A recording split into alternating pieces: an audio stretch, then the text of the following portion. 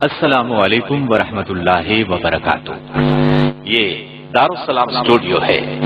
اس بار ہم آپ کی خدمت میں پیش کر رہے ہیں حدیث سیریز۔ اللہ وحدہ لا شریک کا ہم پر احسان عظیم ہے کہ اس نے ہماری ہدایت اور فلاح کے لیے اپنے رسول صلی اللہ علیہ وسلم کو مبعوث فرمایا اور انہیں وحی کے ذریعے سے کتاب عطا فرمائی اور وحی ہی کے ذریعے سے سنت عطا فرمائی۔ کتاب اور سنت دونوں منزل من اللہ ہے۔ جس طرح کتاب اللہ کا منکر کافر ہے، اسی طرح سنت رسول صلی اللہ علیہ وسلم کا منکر بھی کافر اور دائرہ اسلام سے خارج ہے۔ آج فتنہ انکار حدیث ایک نئے انداز سے حملہ آور ہے۔ مسلمانوں میں سے بہت کم ایسے ہیں جو براہ راست سنت رسول کی تشریعی حیثیت کا انکار کرتے ہیں۔ البتہ ایسے لوگوں کی تعداد بہت زیادہ ہے جو سنت کے وجوب کا اقرار کرنے کے باوجود سنت سے گریز اور فرار کی راہ اختیار کرنے کے لیے احادیث پر مختلف اعتراضات کر کے ذخیرہ احادیث کو مشکوک اور ناقابل اعتماد ٹھہرانے کی مذموم کوششوں میں دن رات مصروف رہتے ہیں۔ انہی لوگوں کی صف میں وہ علماء بھی شامل ہیں جو بظاہر تو منکرین حدیث میں سے نہیں، لیکن ان کا عمومی ذوق انکار حدیث کا شاخسانہ ہے۔ ان کی تحریروں سے یہ بات عیاں ہوتی ہے کہ وہ منکرین حدیث کے معاون اور دست و بازو ہیں۔ یہی لوگ امت کے لیے آستین کے سانپ ہیں۔ اسی ضمن میں ان علماء کی سیاہکاریاں بھی باعث شرم و عبرت ہیں جنہوں نے مذہبی و گروہی تعصب اور اندھی تقلید کی وجہ سے نبی کریم صلی اللہ علیہ وسلم کی صحیح احادیث کو رد کرنے کے لیے باقاعدہ اصول وضع کر رکھے ہیں۔ یہی وہ لوگ ہیں جن کی وجہ سے امت مسلمہ عظیم فتنے اور انتشار میں مبتلا ہے۔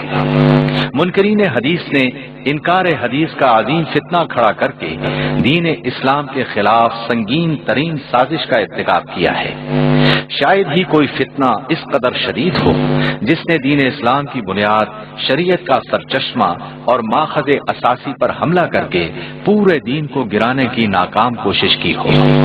تاریخ کے اس نازک موڑ پر اس امر کی ضرورت ہے کہ عمل بالقرآن والحدیث سے وابستہ لوگ اللہ اور رسول صلی اللہ علیہ وسلم سے سچی محبت کرنے والے اہل ایمان اور خصوصاً علماء حق اس فتنے کے سد باب کے لیے بھرپور قوت کے ساتھ میدان عمل میں کود پڑے۔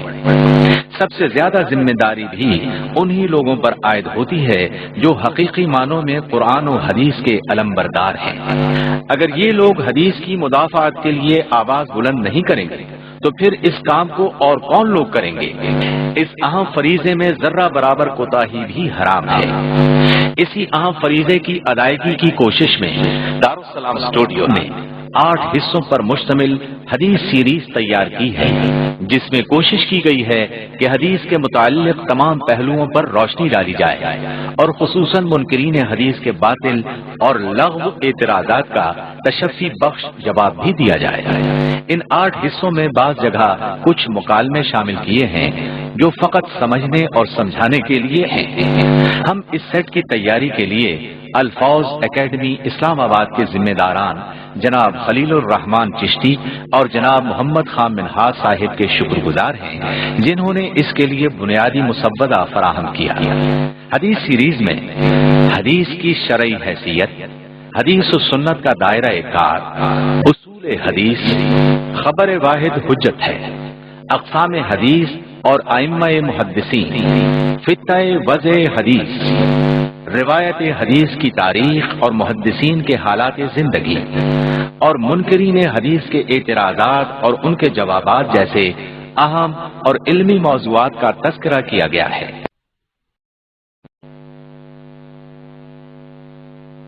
تو آئیے سنتے ہیں دارالسلام اسٹوڈیو سے حدیث سیریز کا پہلا حصہ، حدیث کی شرعی حیثیت۔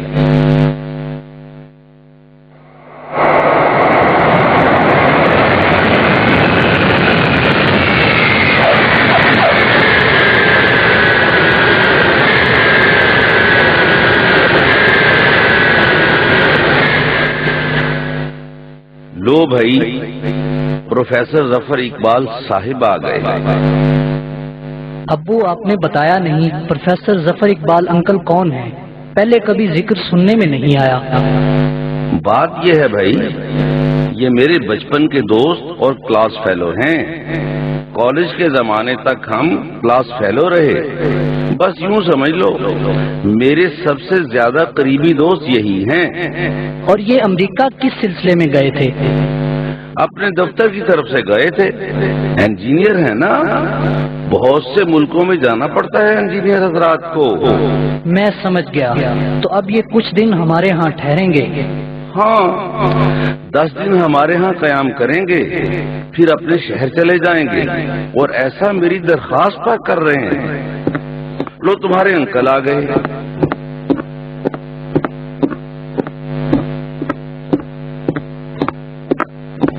السلام علیکم ورحمۃ اللہ وبرکاتہ، میرے دوست ظفر اقبال۔ وعلیکم السلام ورحمۃ اللہ وبرکاتہ ڈاکٹر ابراہیم۔ یہ اس طرف، میرے بچے بھی آپ کے استقبال کے لیے آئے ہیں۔ ماشاء اللہ، السلام علیکم بھائی۔ وعلیکم السلام ورحمۃ اللہ وبرکاتہ۔ کیا حال ہے بھائی آپ سب کے؟ جی اللہ کا شکر ہے، آپ سنائیں۔ الحمدللہ، ہر طرح خیریت ہے۔ آئیے، گاڑی اس طرف کھڑی ہے۔ انکل یہ آپ کے ہاتھ میں کتاب کیسی ہے؟ او یہ کاشف بیٹے، یہ حدیث کی کتاب ہے، ریاض الصالحین۔ حدیث کی کتاب؟ ہاں بھائی، حدیث کی کتاب۔ کیوں، کیا ہوا؟ او سمجھا، شاید آپ یہ سوچ رہے ہیں کہ میرے ہاتھ میں صحیح بخاری یا صحیح مسلم کیوں نہیں، صحاح ستہ میں سے کوئی کتاب کیوں نہیں، یہی سوچ رہے ہیں نا آپ؟ جی نہیں، یہ بات نہیں۔ یہ بات نہیں، تب پھر کیا بات ہے؟ کیا آپ دوران سفر اس کتاب کا مطالعہ کرتے رہے ہیں؟ ہاں بالکل، کیوں، کیا بات ہے؟ آخر اس کی ضرورت کیوں محسوس کی آپ نے؟ کیا ہمارے لیے قرآن کافی نہیں؟ کیا مطلب؟ کاشف بیٹے میں سمجھا نہیں، آپ کہنا کیا چاہتے ہیں؟ کاشف، ایسی باتیں ہر جگہ کرنے کی نہیں ہوتی، گھر چل کر کرنا۔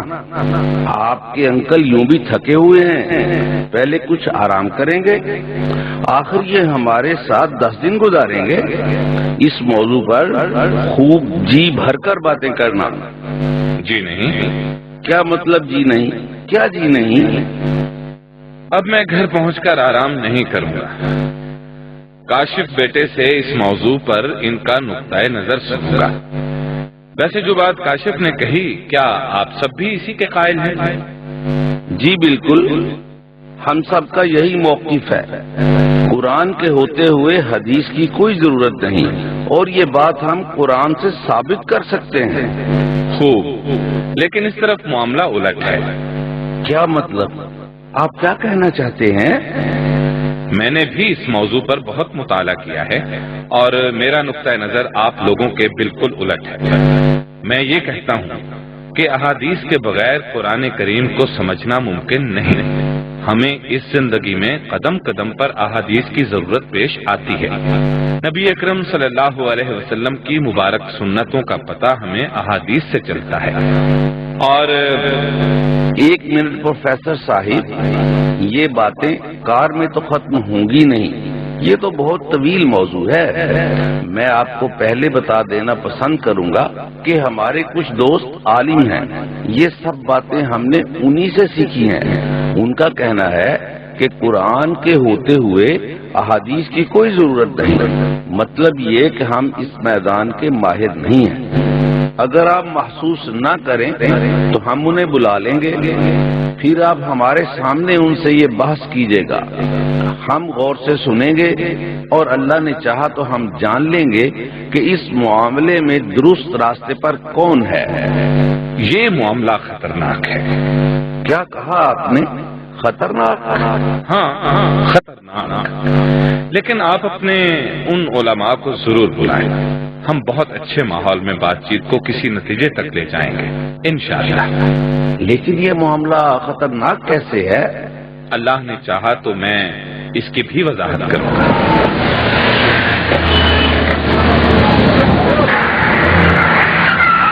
لیجیے ہم پہنچ گئے. پہلے ہم کھانا کھائیں گے، پھر آپ کچھ دیر آرام کریں گے، اس کے بعد نماز پڑھیں گے اور میں ان حضرات کو لے آؤں گا.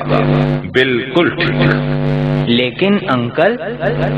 ہاں ہاں کہیے بیٹے، رک کیوں گئے؟ انکل وہ ٹھہرے عالم لوگ آسانی سے اس مسئلے پر بات چیت کر لیں گے. آپ ہیں پروفیسر اور انجینئر، آپ بھلا ان سے کیسے بات کر سکیں گے؟ تم آپ اس الجھن میں ہیں. بلانے کو میں بھی 2-4 عالموں کو یہاں بلا سکتا ہوں، لیکن اس طرح یہ معاملہ مناظرے کی صورت اختیار کر لے گا، جبکہ میں ایسا نہیں چاہتا. مناظروں میں عام طور پر بس دوسرے فریق کو نیچا دکھانا ہی مقصد رہ جاتا ہے، اصل بات طے نہیں ہو پاتی. ویسے آپ فکر نہ کریں، میں نے اس موضوع پر خوب مطالعہ کیا ہے، میں بہت آسانی سے بات کر سکتا ہوں. اپنے علماء کرام سے میں نے بہت کچھ سیکھا ہے، اور اس کی وجہ ہے. کیا مطلب اس کی وجہ ہے؟ کیا وجہ ہے اس کی؟ مجھے میرے چند دوستوں نے اس معاملے میں الجھا دیا تھا، پھر میں الجھتا ہی چلا گیا. وہ تو اللہ بھلا کرے مولانا عبد الرحمان کا. میں نے ان سے ملاقات کی، اپنی الجھن ان کے سامنے رکھی، پھر انہوں نے مجھے کتنے ہی دن تک اس موضوع پر لیکچر دیے، بہت سی کتابیں بھی دی. میں نے بار بار ان کتابوں کو پڑھا. اب تو جیسے میں ان کتابوں کا اچھا بھلا عالم بن گیا ہوں، دوسروں سے اس موضوع پر کھل کر بات کر لیتا ہوں، اور مجھے ذرا بھی جھجک محسوس نہیں ہوتی.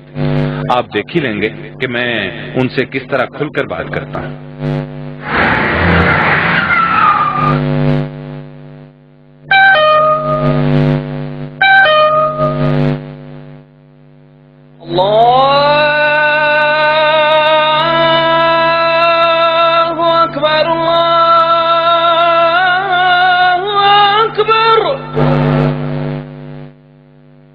اللہ کا شکر ہے اس نے ہمیں باجماعت نماز ادا کرنے کی توفیق عطا فرمائی. لیجیے وہ آ گئے، پروفیسر جاوید اور پروفیسر پرویز صاحب. آئیے مولانا، آپ بالکل درست وقت پر آئے، ان سے ملیے.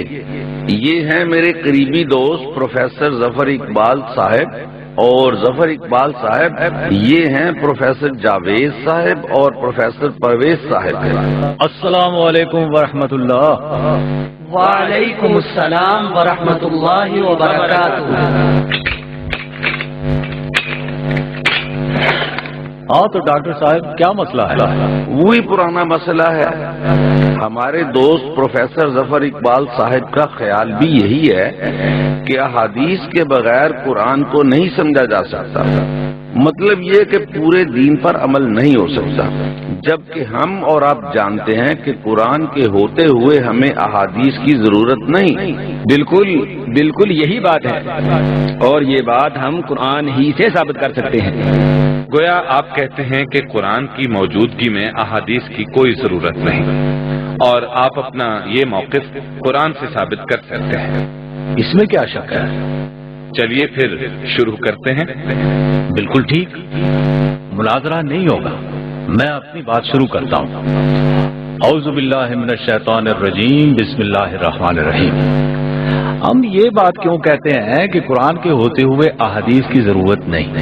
دیکھیں، وہی سے مراد صرف قرآن ہے، نہ کہ احادیث. دوسری بات، قرآن میں ہے کہ قرآن ہی کے ذریعے سے لوگوں کو خبردار کیا گیا ہے، جبکہ احادیث کا یہ درجہ نہیں ہے، جیسا کہ سورۃ الانعام آیت 19 میں ہے. وَأُوحِيَ إِلَيَّ هَذَا الْقُرْآنُ لِأُنذِرَكُم بِهِ وَمَن بَلَغَ. مجھ پر یہ قرآن وحی کیا گیا ہے تاکہ میں اس قرآن کے ذریعے سے آپ لوگوں کو متنبع اور خبردار کروں، اور ہر اس شخص کو جس تک یہ پہنچے. اور جناب، سب سے پہلے قرآن ہے، ہمارا ایمان قرآن پر ہے. قرآن کے مطابق کوئی چیز ہوگی تو ہم اسے تسلیم کریں گے، ورنہ نہیں. آپ خود بتائیں، کیا رسول اللہ صلی اللہ علیہ وسلم پر قرآن کے علاوہ بھی وحی اترتی تھی؟ اور کیا اس کا ثبوت قرآن میں ہے؟ اور میں آپ سے پوچھتا ہوں، کیا قرآن کی طرح احادیث کی کتابت کا فوری اہتمام کیا گیا تھا؟ احادیث کی تمام کتابیں تو دوسری اور تیسری صدی میں لکھی گئی ہیں۔ مطلب یہ کہ نبی کریم صلی اللہ علیہ وسلم کے زمانے میں قرآن کی طرح احادیث کی کتابت کا کوئی انتظام نہیں تھا۔ احادیث کے مجموعے آج بھی تحقیق کے مرحلوں سے گزر رہے ہیں، جبکہ قرآن کے ساتھ یہ معاملہ نہیں ہے۔ دیکھیے، قرآن کو ایک کتاب میں محفوظ کر دیا گیا ہے، لیکن احادیث نبوی کو کیوں ایک کتاب میں جمع نہیں کیا گیا؟ اس کے علاوہ حدیث کی سندوں پر کس طرح اعتبار کیا جا سکتا ہے، جبکہ احادیث کو روایت کرتے ہوئے کہا جاتا ہے فلاں نے فلاں سے اور فلاں نے فلاں سے سنا؟ صاف ظاہر ہے قرآن اور صرف قرآن ہم تک تواتر سے پہنچا ہے، اس لیے قرآن یقینی ہے، جبکہ احادیث ہم تک خبر واحد کی صورت میں پہنچی ہیں، اس لیے یہ یقین کا درجہ نہیں رکھتی بلکہ ظنی ہے۔ دینی معاملات میں ظنی دلائل حجت نہیں بن سکتے، پھر محدثین بھی تو اخبار آحاد کو ظنی ہی مانتے ہیں۔ مطلب یہ کہ متواتر احادیث کا تو وجود ہی نہیں ہے، اس لیے احادیث ناقابل اعتبار ہے۔ آپ خود غور کریں، ایک ہی حدیث کو ایک محدث صحیح قرار دیتا ہے تو دوسرا ضعیف۔ یہ صورتحال حدیث کو دینی ماخذ نہیں رہنے دیتی، اس لیے کہ اس طرح کی درجہ بندی ہمیں قرآن میں نظر نہیں آتی۔ مطلب یہ کہ قرآن وہ واحد کتاب ہے جس کے بارے میں خود قرآن کا سورہ حامیم سجدہ آیت 42 میں دعویٰ ہے، لا يأتيه الباطل من بين يديه ولا من خلفه، باطل اس کے پاس پھٹک بھی نہیں سکتا، اس کے آگے سے نہ اس کے پیچھے سے۔ احادیث کی یہ حیثیت نہیں، اور یہ تو آپ جانتے ہی ہیں کہ قرآن کی حفاظت کا ذمہ خود اللہ تعالیٰ نے لیا ہے، جیسا کہ سورۃ الحجر آیت 9 میں ہے، إنا نحن نزلنا الذكر وإنا له لحافظون، بے شک ہم ہی نے یہ قرآن نازل کیا اور بے شک ہم ہی اس کے محافظ ہیں۔ احادیث کی یہ حیثیت نہیں، قرآن خود اپنے بارے میں سورۃ الانعام آیت 38 میں کہتا ہے، ما فرطنا في الكتاب من شيء، ہم نے اس کتاب میں کوئی چیز نہیں چھوڑی۔ اب بھلا احادیث کی کیا ضرورت ہے؟ قرآن اپنے بارے میں سورہ یوسف آیت 111 میں یہ بھی کہتا ہے، وَتَفْصِيلَ كُلِّ شَيْءٍ، ہر چیز کو تفصیل سے بیان کرنے والا۔ اور سورۃ النحل آیت 89 میں ہے، تِبْيَانًا لِكُلِّ شَيْءٍ، ہر چیز کو کھول کر بیان کرنے والا۔ پھر بھلا قرآن سے باہر جانے کی کیا ضرورت ہے؟ کیا آپ نہیں جانتے کہ حنفی، شافعی، حنبلی اور مالکی میں فقہی اختلاف حدیث اور سنت کے اختلاف ہی کی وجہ سے ہے؟ گویا حدیث فقہی معاملات میں اختلاف کی وجہ ہے، لہذا حدیث کو ترک کر دینا چاہیے۔ احادیث اور سنت سے صحیح مسلمانوں کے اختلافات میں اضافہ ہوا ہے، اس لیے قرآن ہی پر اکتفا کرنا چاہیے، نہ کہ احادیث پر۔ تو جناب ڈاکٹر ظفر اقبال صاحب، یہ ہے ہمارا موقف، اب آپ فرمائیے، ہم سننے کے لیے تیار ہیں۔ شکریہ، آپ نے اچھا کیا، اپنا پورا موقف ایک ہی بار واضح کر دیا۔ اب میں اطمینان سے بات کر سکوں گا۔ میں نے آپ کی پوری بات غور سے اور سکون سے سنی ہے، اسی طرح میں بھی چاہتا ہوں کہ آپ میری باتیں پوری توجہ سے اور کھلے دل سے سنیں۔ سب سے پہلے میں حدیث اور سنت کی اہمیت واضح کروں گا، پھر آپ کے موقف کا جواب دوں گا، بعد میں نتیجہ ہم آپ ہی پر چھوڑ دیں گے، اپنا فیصلہ آپ پر نہیں ٹھونسیں گے، اور مجھے امید ہے بہت خوشگوار ماحول میں یہ ساری بات مکمل ہوگی انشاءاللہ۔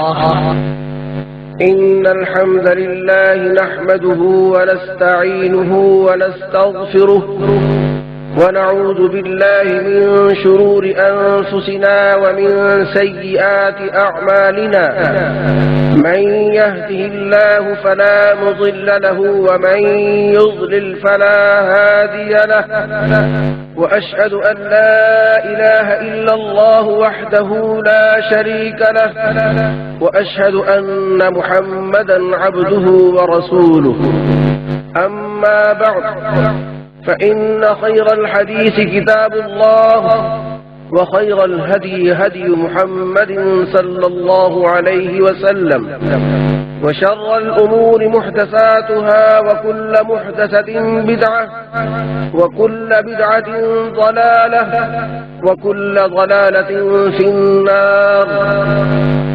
ادلہ شریعہ اور مصادر شریعت کے تذکرے میں قرآن کریم کے بعد حدیث رسول کا نمبر آتا ہے. وہ کیسے؟ دیکھیے ڈاکٹر صاحب، میں نے آپ کو اپنی بات کہنے کا پورا موقع دیا ہے، درمیان میں ایک بات بھی نہیں بولا، اس لیے میری درخواست ہے کہ آپ بھی مجھے بات پوری کرنے دیں. میں خود آپ کو ساتھ ساتھ دعوت دوں گا، آپ اپنے موقف کی تائید میں ضرور بات کیجیے گا. مجھے افسوس ہے، آپ بات کیجیے. میں کہہ رہا تھا ادلہ شریعہ اور مصادر شریعت کے تذکرے میں قرآن کریم کے بعد حدیث رسول کا نمبر آتا ہے، یعنی قرآن کریم کے بعد شریعت اسلامیہ کا یہ دوسرا ماخذ ہے. حدیث کا اطلاق رسول اللہ صلی اللہ علیہ وسلم کے اقوال، افعال اور تقریرات پر ہوتا ہے.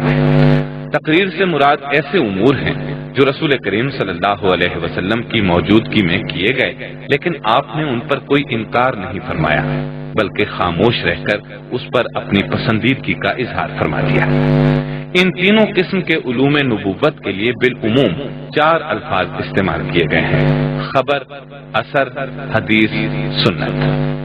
خبر ویسے تو ہر واقعے کی اطلاع اور حکایت کو کہا جاتا ہے، مگر نبی کریم صلی اللہ علیہ وسلم کے ارشادات کے لیے بھی ائمہ کرام اور محدثین اعظام نے اس کا استعمال کیا ہے، اور اس وقت یہ لفظ حدیث کے مترادف اور اخبار الرسول کے ہم معنی ہوگا. اثر کسی چیز کے بقیہ اور نشان کو کہتے ہیں، اور نقل کو بھی اثر کہا جاتا ہے. اسی لیے صحابہ اور تابعین سے منقول مسائل کو آثار کہا جاتا ہے. یہی وجہ ہے کہ جب آثار کا لفظ مطلقاً بولا جائے گا تو اس سے مراد آثار صحابہ ہی ہوں گے، لیکن جب اس کی اضافت الرسول کی طرف ہوگی یعنی آثار الرسول کہا جائے گا تو اخبار الرسول کی طرح آثار الرسول بھی احادیث الرسول ہی کے ہم معنی ہوگا. حدیث کے معنی گفتگو کے ہیں، اور اس سے مراد وہ گفتگو اور ارشادات ہیں جو نبی اکرم صلی اللہ علیہ وسلم کی زبان مبارک سے نکلے. سنت عادت اور طریقے کو کہتے ہیں، اور اس سے مراد رسول اللہ صلی اللہ علیہ وسلم کی عادات و اطوار ہیں. اسی لیے جب سنت نبوی یا سنت رسول کہیں گے تو اس سے مراد نبی صلی اللہ علیہ وسلم ہی کے عادات و اطوار ہوں گے. خبر اور اثر کے مقابلے میں حدیث اور سنت کا استعمال علوم نبوت کے لیے عام ہے، اور اس میں اتنا خصوص پیدا ہو گیا ہے کہ جب بھی حدیث یا سنت کا لفظ بولا جاتا ہے تو اس سے مراد نبی صلی اللہ علیہ وسلم کے اقوال، افعال اور تقریرات مراد ہوتے ہیں. اس مفہوم کے علاوہ کسی اور طرف ذہن منتقل ہی نہیں ہوتا. آپ بات کو سمجھ رہے ہیں نا؟ جی. کاشف بیٹے ذرا دیکھنا کون صاحب آئے ہیں. میرے دوست مولانا عبد الرحمان صاحب کو مجھ سے ملنے کے لیے یہاں آنا تھا. انہوں نے یہی وقت دیا تھا، میرا خیال ہے وہی ہوں گے.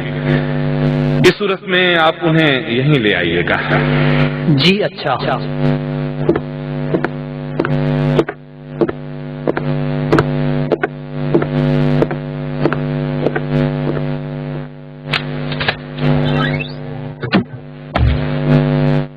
السلام علیکم ورحمۃ اللہ وبرکاتہ. شاید میں غلط وقت پر آ گیا. وعلیکم السلام ورحمۃ اللہ وبرکاتہ. آپ درست وقت پر آئے. دراصل یہاں یہ پروگرام اچانک بن گیا. یہ میری خوش قسمتی ہے کہ آپ آ گئے. حاضرین، آپ کی اطلاع کے لیے عرض کر دوں، عبد الرحمان صاحب عالم دین ہیں، اور اس موضوع پر میں نے جو کچھ بھی حاصل کیا ہے وہ اللہ کی مہربانی کے بعد انہی کی محنت کا نتیجہ ہے. لہذا اگر ان کے پاس وقت ہوا تو یہ مجھ سے بہتر انداز میں بات کو واضح کر سکیں گے. آئیے مولانا، میں آپ کو بتاتا ہوں یہاں کیا بات ہو رہی ہے. لیکن آپ کے ساتھ کون ہیں؟ میرے ساتھ میرے دوست قاری عبداللہ صاحب ہیں، قرآن کے بہت اچھے قاری ہیں. ٹھیک ہے، لیکن پروفیسر ظفر اقبال صاحب مناسب یہ رہے گا کہ بات آپ ہی جاری رکھیں، جہاں ضرورت ہوگی میں بھی شامل ہو جاؤں گا۔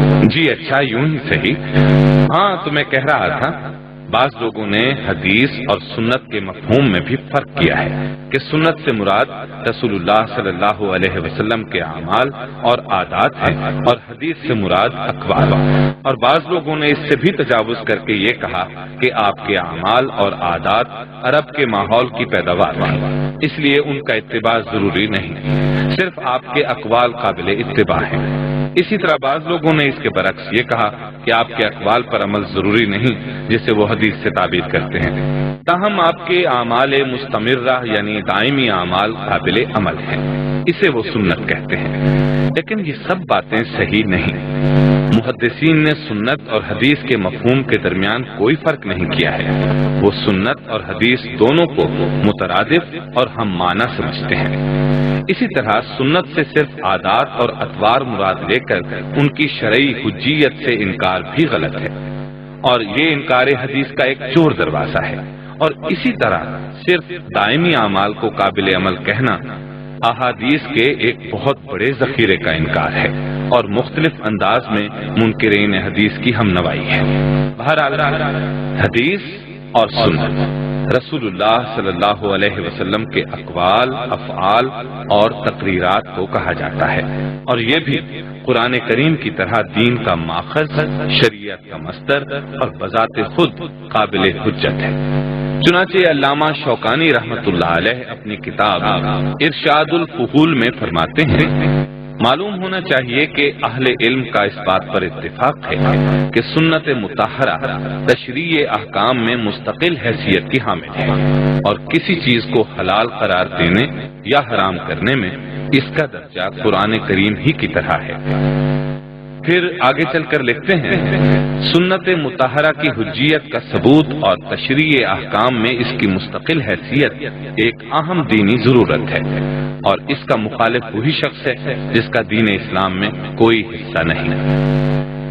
سنت کا مستقل حجت شرعی ہونے کا مطلب یہ ہے کہ نبی صلی اللہ علیہ وسلم کی صحیح حدیث سے جو حکم ثابت ہو وہ مسلمان کے لیے قابل اطاعت ہے، چاہے اس کی وضاحت قرآن میں ہو یا نہ ہو۔ آپ کے صرف وہی فرمودات قابل اطاعت نہیں ہوں گے جن کی وضاحت قرآن کریم میں آ گئی ہے، جیسا کہ گمراہ لوگوں نے کہا ہے، اور اس کے لیے ایک حدیث بھی گھڑ لی ہے کہ میری بات کو قرآن پر پیش کرو، جو اس کے موافق ہو اسے قبول کر لو اور جو اس کے مخالف ہو اسے رد کر دو۔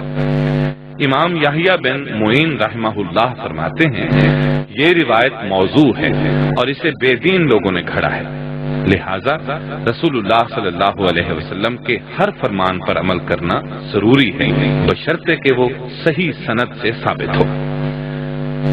اس لیے کسی بھی حدیث رسول کو ظاہر قرآن کے خلاف باور کرا کے اسے رد کرنا اہل اسلام کا شیوا نہیں، یہ طریقہ صرف خواہش پرست اور گمراہ قسم کے لوگوں کا ہے، جنہوں نے موافقت قرآن کے خوشنما عنوان سے بے شمار احادیث رسول کو ٹھکرا دیا۔ چنانچہ حافظ ابن عبد البر رحمہ اللہ اپنی کتاب جامع بیان العلم و فضلہ میں لکھتے ہیں، اللہ تعالیٰ نے اپنے نبی کی اطاعت کا مطلقاً حکم فرمایا ہے اور اسے کسی چیز سے مشروط نہیں کیا ہے، اور اللہ نے یہ بھی نہیں کہا کہ نبی صلی اللہ علیہ وسلم کی بات تم اس وقت مانو جب وہ اللہ کی کتاب کے موافق ہو، جس طرح کے بعض گمراہ لوگ کہتے ہیں۔ امام شافعی رحمت اللہ علیہ فرماتے ہیں، قبولیت حدیث کو قرآن کی موافقت سے مشروط کرنا جہالت یعنی قرآن و حدیث سے بے خبری ہے۔ حافظ ابن قیم رحمہ اللہ اپنی کتاب اعلام الموقعین میں فرماتے ہیں، احکام کی تین صورتیں ہیں، ایک تو وہ جو ہر طرح سے قرآن کے موافق ہو، دوسرے وہ جو قرآن کی تفسیر اور بیان کی حیثیت رکھتے ہیں، تیسرے وہ جن سے کسی چیز کا واجب ہونا یا حرام ہونا ثابت ہوتا ہے، حالانکہ قرآن میں اس کے واجب یا حرام ہونے کی وضاحت نہیں ہے۔ احادیث کی یہ تینوں قسمیں قرآن سے معارض نہیں ہیں۔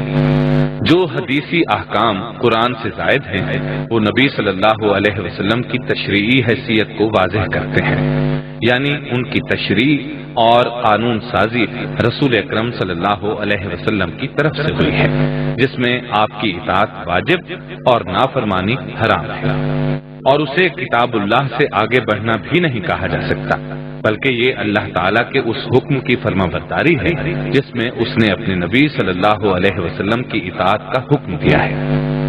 اگر اس تیسری قسم میں نبی کریم صلی اللہ علیہ وسلم کی اطاعت نہ کی جائے اور یہ کہا جائے کہ آپ کی اطاعت صرف انہی باتوں میں کی جائے گی جو قرآن کے موافق ہوں گی، تو آپ کی اطاعت کا حکم بے معنی ہو کر رہ جاتا ہے، اور آپ کی وہ خاص اطاعت ہی ساقط ہو جاتی ہے جس کا حکم اللہ تعالیٰ نے یوں دیا ہے: من يطع الرسول فقد اطاع اللہ، جس نے رسول کی اطاعت کی تحقیق اس نے اللہ کی اطاعت کی۔ حدیث کی اس تیسری قسم یعنی قرآن سے زائد ہی کے متعلق نبی صلی اللہ علیہ وسلم نے بھی اپنی امت کو تنبیہی انداز میں یوں فرمایا تھا: الا انی اوتیت القرآن ومثلہ معہ، خبردار، یاد رکھنا مجھے قرآن بھی عطا کیا گیا ہے اور اس کی مثل یعنی سنت بھی۔ یہ سنن ابی داؤد کی حدیث ہے۔ آپ کا یہی وہ منصب ہے جو قرآن کریم کی سورۃ النحل آیت 44 میں بیان فرمایا گیا ہے: اے پیغمبر، ہم نے آپ کی طرف قرآن اس لیے اتارا ہے تاکہ آپ لوگوں کو اس کی تشریح اور توضیح کر کے بتلائیں۔ چنانچہ رسول اللہ صلی اللہ علیہ وسلم نے اپنے اس منصب کے مطابق توضیح و تشریح کی اور قرآن کے اجمالات کی تفصیل بیان فرمائی، جیسے نمازوں کی تعداد، رکعات اور اس کے اوقات، نماز کی وضع و حیت، زکوٰۃ کا نصاب، اس کی ادائیگی کا وقت اور دیگر تفصیلات۔ قرآن کریم کے بیان کردہ اجمالات کی یہ تفسیر اور توضیح نبوی امت مسلمہ میں حجت سمجھی گئی اور قرآن کریم کی طرح اسے واجب الاطاعت تسلیم کیا گیا۔ یہی وجہ ہے کہ نماز اور زکوٰۃ کی یہ شکلیں عہد نبوی سے آج تک مسلم اور متواتر چلی آ رہی ہیں، اس میں کسی نے اختلاف نہیں کیا۔ قرآن کریم کے اجمال کی تفصیل و تفسیر جس طرح نبی صلی اللہ علیہ وسلم کا منصب ہے، بالکل اسی طرح قرآنی موضوعات کے عموم کی تخصیص اور اطلاقات یعنی مطلق کی تحدید بھی قرآنی تشریح کا ایک حصہ ہے، اور قرآن کے عموم و اطلاق کی آپ نے تخصیص و تحدید بھی فرمائی ہے، اور اسے بھی امت مسلمہ نے متفقہ طور پر قبول کیا ہے۔ اسے قرآن سے زائد کہہ کر رد نہیں کیا جا سکتا۔ جیسا کہ آج کل بعض گمراہ ذہن والے اس طرح کا مظاہرہ کر رہے ہیں، اب میں مولانا عبد الرحمان سے درخواست کروں گا کہ وہ چند مثالیں ایسے عموم قرآنی کی پیش کریں جن میں رسول اللہ صلی اللہ علیہ وسلم کی حدیث سے تخصیص کی گئی ہے۔ جی بہتر، میں وضاحت کرتا ہوں۔ نمبر 1، قرآن کریم کی سورۃ المائدہ آیت 38 میں کہا گیا ہے: والسارق والسارقة فاقطعوا أيديهما، چوری کرنے والے مرد اور چوری کرنے والی عورت کے ہاتھ کاٹ دو۔ والسارق والسارقۃ یعنی چوری کرنے والا مرد اور چوری کرنے والی عورت بالکل عام ہے، جس کے عموم میں ہر قسم کا چور آ جاتا ہے، لیکن اس عموم سے حدیث رسول صلی اللہ علیہ وسلم نے اس چور کو خارج کر دیا جس نے 1/4 دینار سے کم کی چوری کی ہو، کیونکہ صحیح بخاری کی حدیث ہے: تقطع اليد في ربع دينار فصاعدا، چور کے ہاتھ 1/4 دینار یا اس سے زیادہ کی چوری پر کاٹے جائیں گے۔ اب حدیث نے عموم میں تخصیص کر دی کہ اس سے وہ خاص چور مراد ہے جس نے ایک خاص قیمت کی چیز چرائی ہے، نہ کہ ہر قسم کے چور کے ہاتھ کاٹ دیے جائیں گے، جیسا کہ آیت کے عموم کا تقاضا ہے۔ اس کے علاوہ کچھ اور تخصیصات بھی احادیث سے ثابت ہیں، نیز بعض فقہا نے بھی بعض شرطیں عائد کر کے اس کے عموم میں مزید تخصیص کی، مثلا چوری محفوظ کیے ہوئے مال کی گئی ہو، چور مجنون نہ ہو، اضطرار یعنی مجبوری کا شائبہ نہ ہو، وغیرہ وغیرہ۔ اگر ایسی صورتیں ہوئیں تب بھی چور آیت کے عموم میں شامل نہیں ہوگا۔ اسی طرح سورۃ المائدہ کی آیت 3 میں ہے: حرمت علیکم المیتۃ والدم.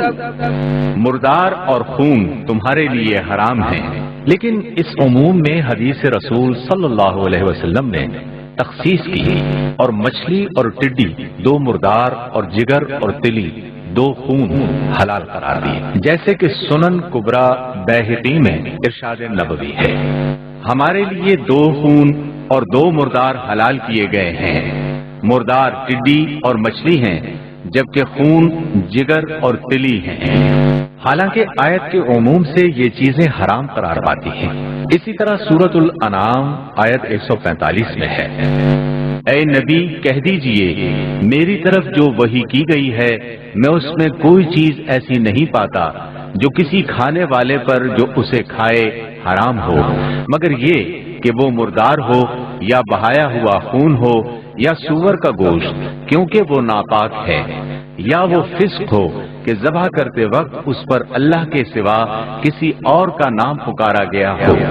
اس آیت میں کلمہ حصر یعنی اللہ کے ساتھ 4 محرمات کی تفصیل ہے، مردار جانور، بہتا ہوا خون، سور کا گوشت اور وہ چیز جس پر اللہ کے سوا کسی اور کا نام لیا گیا ہو، جس کا تقاضا یہ ہے کہ ان مذکورہ والا محرمات کے علاوہ دیگر چیزیں حلال ہیں۔ لیکن اس عموم میں بھی حدیث رسول سے تخصیص کی گئی اور ہر ذیناب یعنی کچلی والا درندہ اور ذی مخلب پنجے سے شکار کرنے والا پرندہ بھی حرام کر دیا گیا، جیسا کہ صحیح مسلم میں ہے، رسول اللہ صلی اللہ علیہ وسلم نے ہر کچلی والے درندے اور ہر پنجے سے شکار کرنے والے پرندے کا گوشت کھانے سے منع کیا ہے۔ اس مفہوم کی کئی روایات کتب حدیث میں ہیں۔ اسی طرح حدیث رسول سے محرمات میں گدھے کا اضافہ کیا گیا ہے۔ صحیح بخاری میں ارشاد رسول ہے، ان اللہ ورسولہ ینہیانکم عن لحوم الحمر الاہلیہ، اللہ اور اس کا رسول تمہیں پالتو گدھے کے گوشت سے منع کرتے ہیں۔ اسی طرح قرآن صرف رضائی ماں اور رضائی بہن کی حرمت بیان کرتا ہے۔ رضائی بیٹی کی حرمت کا اضافہ حدیث رسول ہی سے کیا گیا ہے۔ قرآن صرف 2 بہنوں کو جمع کرنے سے منع کرتا ہے۔ خالہ اور بھانجی، پھوپھی اور بھتیجی کے جمع کرنے کی ممانعت قرآن کریم میں نہیں ہے، بلکہ وَأُحِلَّ لَكُم مَّا وَرَاءَ ذَلِكُمْ، اور ان کے علاوہ جو عورتیں ہیں وہ تمہارے لیے حلال کر دی گئی ہیں، کے عموم سے ان رشتوں کو جمع کرنے کا جواز نکلتا ہے۔ لیکن حدیث رسول ہی نے اس عموم میں یہ تخصیص کی کہ ما وراء ذالکم کے عمومی حکم میں خالہ بھانجی اور پھوپھی بھتیجی کو جمع کرنے کی اجازت نہیں ہے۔ اسی طرح سورہ نور کی آیت 2 میں ہے، الزانیۃ والزانی فاجلدوا کل واحد منہما 100 جلدہ، زانیہ عورت اور زانی مرد، ان دونوں میں سے ہر ایک کو تم 100 کوڑے مارو۔ اب اس آیت میں زانی مرد اور زانی عورت کی جو سزا 100 کوڑے بیان کی گئی ہے یہ عام ہے، جس سے بظاہر یہی معلوم ہوتا ہے کہ زانی شادی شدہ ہو یا غیر شادی شدہ، ہر قسم کے زانی کے لیے 100 کوڑوں کی سزا ہے۔ لیکن اس آیت کے عموم میں بھی حدیث رسول نے تخصیص کر دی اور نبی صلی اللہ علیہ وسلم نے اپنے طرز عمل سے بھی اس کی وضاحت فرما دی کہ سورہ نور میں جو زنا کی سزا بیان کی گئی ہے وہ صرف غیر شادی شدہ زانیوں کی ہے۔ اگر زناکار مرد یا عورت شادی شدہ ہوں گے تو ان کی سزا 100 کوڑے نہیں جو قرآن میں بیان کی گئی ہے بلکہ رجم یعنی سنساری ہے۔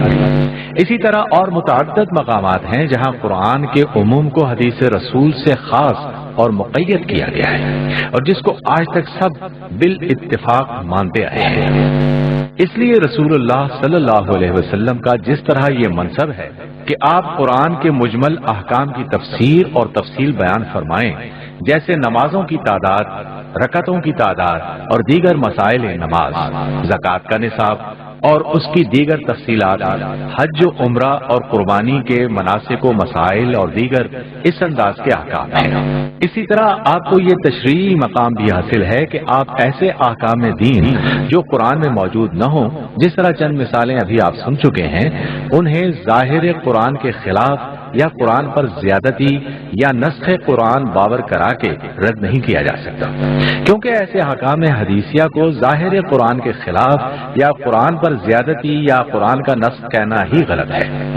یہ تو رسول اللہ صلی اللہ علیہ وسلم کا وہ منصب ہے جس کا قرآن نے اطاعت رسول کا مستقل حکم دے کر بیان فرمایا ہے۔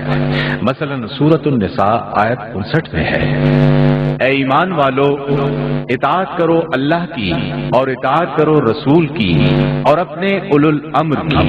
اس آیت میں اللہ کی اطاعت، رسول اللہ صلی اللہ علیہ وسلم کی اطاعت اور اولو الامر کی اطاعت کا حکم مسلمانوں کو دیا گیا ہے، لیکن اولو الامر کی اطاعت کے حکم کے لیے الگ اطیعو کے الفاظ نہیں لائے گئے، البتہ اطیع اللہ کے ساتھ اطیع الرسول ضرور کہا، جس کا واضح مطلب یہی ہے کہ جس طرح اللہ کی اطاعت مستقل ہے، بالکل اسی طرح اطاعت رسول بھی مستقلاً ضروری ہے۔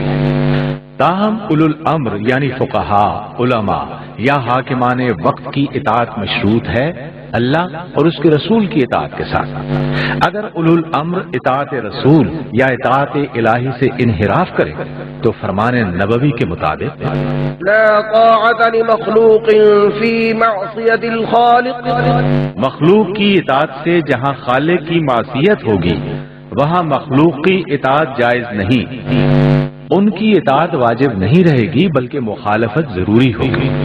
اور آیت مذکورہ کے دوسرے حصے فَإِن تَنَازَعْتُمْ فِي شَيْءٍ فَرُدُّوهُ إِلَى اللَّهِ وَالرَّسُولِ، اپنے آپس کے جھگڑے اللہ اور اس کے رسول کی طرف لوٹا دو سے بھی یہی ثابت ہو رہا ہے، کیونکہ اگر صرف کتاب الہی ہی کو ماننا کافی ہوتا تو تنازعات کی صورت میں صرف کتاب الہی کی طرف لوٹنے کا حکم دیا جاتا ہے، لیکن اللہ تعالیٰ نے کتاب الہی کے ساتھ رسول کی طرف لوٹنے کو بھی ضروری قرار دیا ہے، جو رسول اللہ صلی اللہ علیہ وسلم کی مستقل اطاعت کے وجوب کو ثابت کر رہا ہے۔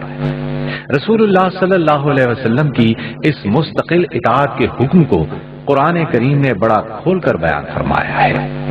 اطیع اللہ و اطیع الرسول کو تکرار کے ساتھ متعدد جگہ ذکر فرمایا ہے، مثلا سورہ نساء کے علاوہ سورہ مائدہ آیت 92، سورہ نور آیت 56، سورہ محمد آیت 33، سورہ تغابن آیت 12 میں، اسی طرح سورۃ النساء آیت 64 میں بھی فرمایا، وَمَا أَرْسَلْنَا مِن رَّسُولٍ إِلَّا لِيُطَاعَ بِإِذْنِ اللَّهِ، اور ہم نے ہر رسول کو اسی لیے بھیجا کہ اللہ کے حکم سے اس کی اطاعت کی جائے۔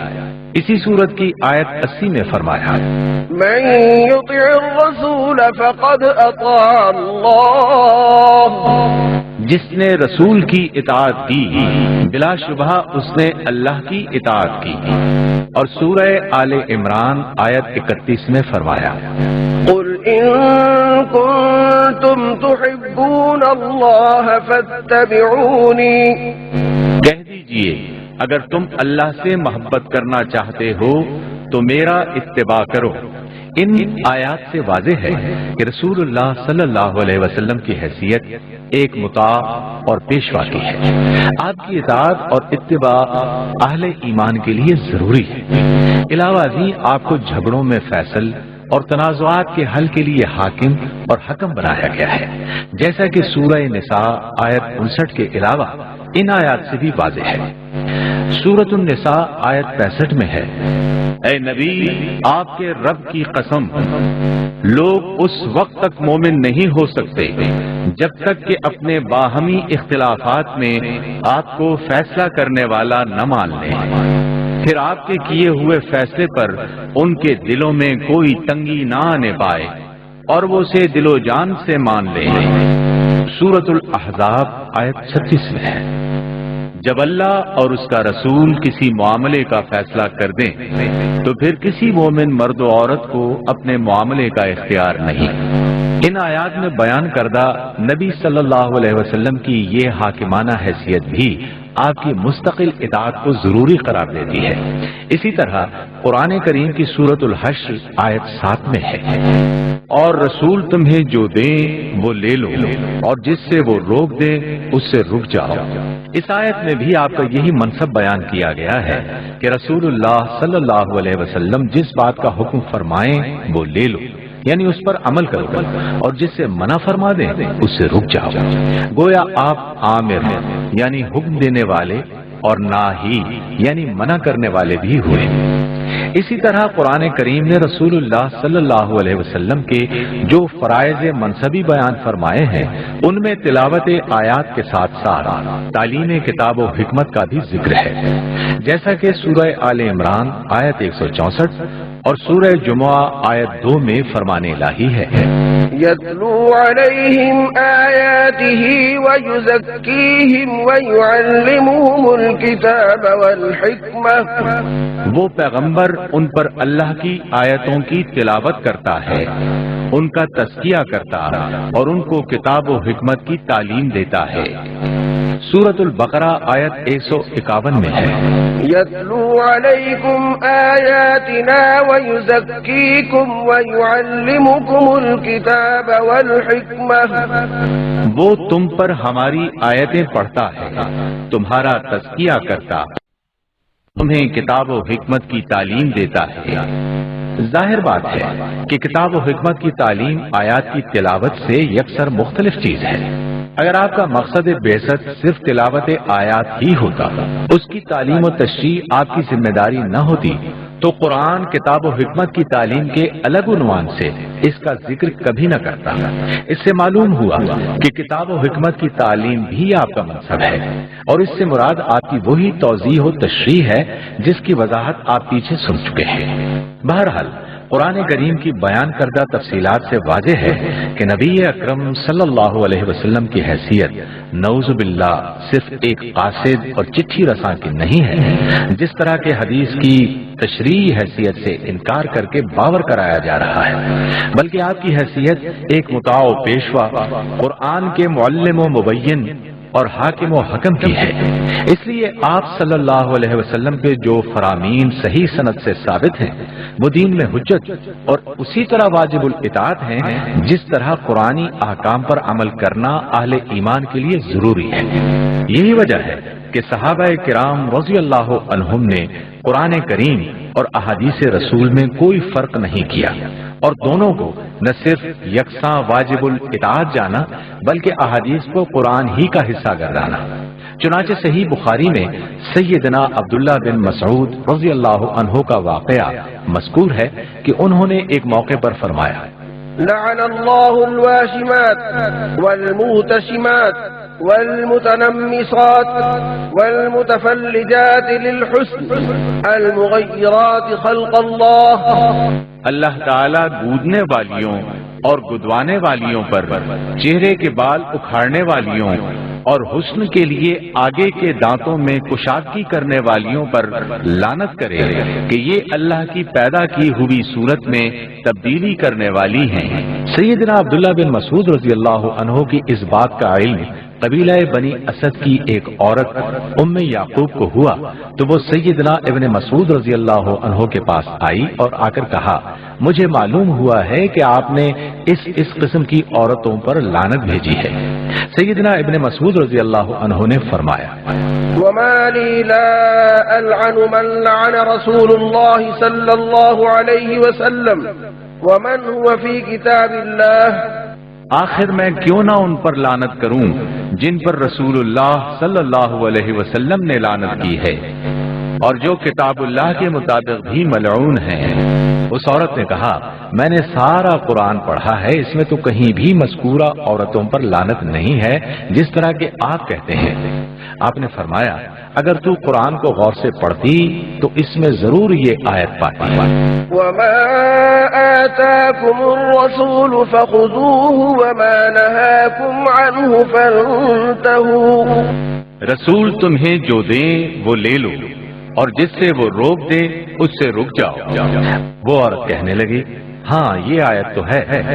سیدنا ابن مسعود رضی اللہ عنہ نے فرمایا تو نبی صلی اللہ علیہ وسلم ہی نے مذکورہ قابل لعنت چیزوں سے منع فرمایا ہے۔ اس حدیث میں دیکھ لیجیے، سیدنا ابن مسعود رضی اللہ عنہ نے رسول اللہ صلی اللہ علیہ وسلم کے فرمان کو اللہ کا فرمان اور کتاب اللہ کا حکم قرار دیا، اور جب اس دور کی پڑھی لکھی خاتون کو بھی یہ نکتہ سمجھایا گیا تو اس نے بھی اسے بلا تأمل تسلیم کر لیا۔ اس کا صاف مطلب یہ ہوا کہ صحابہ کرام رضی اللہ عنہم کے نزدیک نبی صلی اللہ علیہ وسلم کی زبان مبارک سے نکلے ہوئے الفاظ قرآن ہی کی طرح وحی الہی کا درجہ رکھتے تھے۔ خود نبی اکرم صلی اللہ علیہ وسلم نے بھی اپنے ایسے فیصلوں کو جو قرآن میں موجود نہیں ہیں کتاب الہی کا فیصلہ قرار دیا ہے۔ جس طرح شادی شدہ زانی کی سزا حد رجم ہے جو نبی صلی اللہ علیہ وسلم نے قرآن کے عموم میں تخصیص کر کے مقرر فرمائی، آپ نے اس حد رجم کو کتاب اللہ کے مطابق فیصلہ قرار دیا، جیسا کہ صحیح بخاری میں آپ کے الفاظ ہیں، لَأَقْضِيَنَّ بَيْنَكُمَا بِكِتَابِ اللَّهِ، میں تم دونوں کے درمیان اللہ کی کتاب کے ساتھ فیصلہ کروں گا۔ اور پھر آپ نے یہی فیصلہ فرمایا تھا کہ شادی شدہ زانی کو رجم کیا جائے گا۔ صحابہ کرام رضی اللہ عنہم کے بابرکت دور کو دیکھ لیجئے، آپ کو نمایاں طور پر یہ چیز ملے گی کہ اگر ان کے درمیان کبھی مسائل میں اختلاف ہوتا تو حدیث رسول کے معلوم ہوتے ہی وہ اختلاف ختم ہو جاتا اور حدیث کے آگے سب سر تسلیم خم کر دیتے۔ نبی صلی اللہ علیہ وسلم کی وفات کے بعد آپ کی تدفین اور آپ کی جانشینی کے مسئلے میں اختلاف ہوا۔ جب تک ان کے متعلق حدیث کا علم نہ ہوا اس پر گفتگو ہوتی رہی، لیکن جو ہی حدیث پیش کی گئی مسئلے حل ہو گئے، تدفین کے مسئلے میں بھی اختلاف ختم ہو گیا اور جانشینی جیسا مارے کا آرا مسئلہ بھی پلک جھپکتے میں حل ہو گیا۔ اسی طرح متعدد فیصلے اور واقعات ہیں جن میں اس امر کی صراحت موجود ہے کہ حدیث رسول کو بلا تأمل حجت شرعیہ سمجھا گیا اور اس کا علم ہوتے ہی بحث و تکرار کی بساط لپیٹ دی گئی۔ عہد صحابہ کے بعد تابعین، تبع تابعین، ائمہ اور محدثین کے ادوار میں بھی حدیث رسول کی یہ تشریعی حیثیت قابل تسلیم رہی، بلکہ کسی دور میں بھی اہل سنت والجماعت کے اندر اس مسئلے میں اختلاف نہیں رہا۔ حدیث رسول کی یہی وہ تشریعی اہمیت تھی جس کے لیے اللہ تعالیٰ نے تکوینی طور پر محدثین کا ایسا بے مثال گروہ پیدا فرمایا جس نے حدیث رسول کی حفاظت کا ایسا سر و سامان کیا کہ انسانی عقلیں ان کاوشوں کو دیکھ کر دنگ رہ گئیں، اور حدیث رسول کی تہذیب و تنقیح کے لیے ایسے علوم ایجاد کیے جو مسلمانوں کے لیے سرمایہ صد افتخار ہے۔ اگر حدیث رسول کی یہ تشریعی اہمیت نہ ہوتی جس طرح کہ آج کل باور کرایا جا رہا ہے تو سوچنے کی بات یہ ہے کہ محدثین کرام کو حفاظت حدیث کے لیے اتنی عرق ریزی اور جگر کاوی کی پھر ضرورت کیا تھی۔ مولانا حالی نے کیا خوب محدثین کو منظوم ہدیہ عقیدت پیش کیا ہے۔ فرماتے ہیں، گرو ایک جویا تھا علم نبی کا، لگایا پتا جس نے ہر مفتری کا، نہ چھوڑا کوئی رکھنا کذب خفی کا، کیا قافیہ تنگ ہر مدعی کا، کیے جرح و تعدیل کے وضع قانون، نہ چلنے دیا کوئی باطل کا افسون، کیا فاش جو عیب راوی میں پایا، مناقب کو چھانا مصالب کو تایا، مشائخ میں جو کبھ نکلا بتایا، آئمہ میں جو داغ دیکھا جتایا، دلس میں ورا ہر مقدس کا توڑا، نہ ملا کو چھوڑا نہ صوفی کو چھوڑا۔ قرآن کریم جس قسم کا انسانی معاشرہ تشکیل دینا چاہتا ہے، جو تہذیب و تمدن انسانوں کے لیے پسند فرماتا ہے اور جن اقدار و روایات کو فروغ دینا چاہتا ہے، اس کے بنیادی اصول اگرچہ قرآن کریم میں بیان کر دیے گئے ہیں، لیکن واقعہ یہ ہے کہ اس کی عملی تفصیلات و جزیات سیرت رسول صلی اللہ علیہ وسلم ہی نے مہیا کی ہیں۔ اس لیے یہ اسوہ رسول، اسوہ حسنہ جو احادیث کی شکل میں محفوظ و مدون ہے، ہر دور کے مسلمانوں کے لیے ایک بیش قیمت سرمایہ رہا ہے۔ اسی اتباع سنت اور پیروی رسول کے جذبے نے مسلمانوں کو ہمیشہ الحاد اور بے دینی سے بچایا ہے۔ شرک و بدعت کی گرم بازاری کے باوجود توحید و سنت کی مشعلوں کو فروزاں رکھا ہے، مادیت کے جھکڑوں میں روحانیت کے دیے جلائے رکھے ہیں، اور یوں شرار بو لہبی پر چراغ مصطفی غالب رہا ہے۔ آج جو لوگ سنت رسول صلی اللہ علیہ وسلم کی تشریعی حیثیت کو ختم کرنے پر تلے ہوئے ہیں، وہ دراصل اتباع سنت کے اسی جذبے کو نیست و نابود کرنا چاہتے ہیں جو قرآن کریم کے بپا کردہ اسلامی معاشرے کی روح اور بنیاد ہے، اور جس کے بعد انسانوں کے اس معاشرے کو جس قرآن بستے ہیں مغربی تہذیب و تمدن میں ڈھالنا مشکل نہیں ہوگا۔ چنانچہ ہمارے معاشرے کا یہی طبقہ جو بدقسمتی سے ہمہ مقتدر بھی ہے، حدیث رسول کی حجیت کا مخالف ہے اور صرف قرآن کریم کی پیروی کے نام پر مغربی افکار و تہذیب کو بڑی تیزی سے فروغ دے رہا ہے۔ پچھلے مختلف ادوار میں بھی اگرچہ انکار حدیث کا یہ فتنہ کسی نہ کسی انداز سے رہا ہے، لیکن جو عروج اسے اس زمانے میں حاصل ہوا ہے اس سے پیشتر کبھی نہ ہوا، اور جو منظم سازش اس وقت اس کے پیچھے کار فرما ہے پہلے کبھی نہ تھی۔ چنانچہ مغربی نو مسلم فاضل علامہ محمد اسد مرحوم لکھتے ہیں، آج جبکہ اسلامی ممالک میں مغربی تہذیب کا اثر و نفوذ بہت بڑھ چکا ہے، ہم ان لوگوں کے تعجب انگیز رویے میں جن کو روشن خیال مسلمان کہا جاتا ہے ایک اور سبب پاتے ہیں۔ وہ یہ کہتے ہیں کہ ایک ہی وقت میں رسول اللہ صلی اللہ علیہ وسلم کی سنتوں پر عمل کرنا اور زندگی میں مغربی تہذیب کو اختیار کرنا ناممکن ہے۔ پھر موجودہ مسلمان نسل اس کے لیے تیار ہے کہ ہر مغربی چیز کو عزت کی نگاہ سے دیکھے اور باہر سے آنے والے ہر تمدن کی اس لیے پرستش کرے کہ وہ باہر سے آیا ہے اور طاقتور اور چمکدار ہے۔ مادی اعتبار سے یہ افرنگ پرستی ہی اس بات کا سب سے بڑا سبب ہے کہ آج احادیث رسول صلی اللہ علیہ وسلم اور سنت کا پورا نظام رواج نہیں پا رہا ہے۔ سنت نبوی ان تمام سیاسی افکار کی کھلی اور سخت تردید کرتی ہے جن پر مغربی تمدن کی عمارت کھڑی ہے۔ اس لیے وہ لوگ جن کی نگاہوں کو مغربی تہذیب و تمدن خیرہ کر چکا ہے وہ اس مشکل سے اپنے آپ کو اس طرح نکالتے ہیں کہ حدیث و سنت کا بالکلیہ یہ کہہ کر انکار کر دیں کہ سنت نبوی کا اتباع مسلمانوں پر ضروری نہیں، کیونکہ اس کی بنیاد ان احادیث پر ہے جو قابل اعتبار نہیں ہیں، اور اس مختصر عدالتی فیصلے کے بعد قرآن کریم کی تعلیمات کی تحریف کرنا اور مغربی تہذیب و تمدن کی روح سے انہیں ہم آہنگ کرنا بہت آسان ہو جاتا ہے۔ یہی علامہ محمد اسد سنت کی اہمیت بیان کرتے ہوئے لکھتے ہیں، سنت نبوی صلی اللہ علیہ وسلم ہی وہ آہنی ڈھانچہ ہے جس پر اسلام کی عمارت کھڑی ہے۔ اگر آپ کسی عمارت کا ڈھانچہ ہٹا دیں تو کیا آپ کو اس پر تعجب ہوگا کہ عمارت اس طرح ٹوٹ جائے جیسے کاغذ کا گھروندا؟ یہ اعلیٰ مقام جو اسلام کو اس حیثیت سے حاصل ہے کہ وہ ایک اخلاقی، عملی، انفرادی اور اجتماعی نظام ہے، اس طریقے سے یعنی حدیث اور اتباع سنت کی ضرورت کے انکار سے ٹوٹ کر اور بکھر کر رہ جائے گا۔ ایسے مدعیان اسلام کے متعلق جو اتباع رسول سے گریزاں اور حجیت احادیث کے منکر ہیں، علامہ صاحب فرماتے ہیں ایسے لوگوں کی مثال اس شخص کی ہے جو کسی محل میں داخل ہونے کی کوشش کرتا ہے لیکن اس کنجی کو استعمال کرنا نہیں چاہتا جس کے بغیر دروازے کا کھلنا ممکن ہی نہیں۔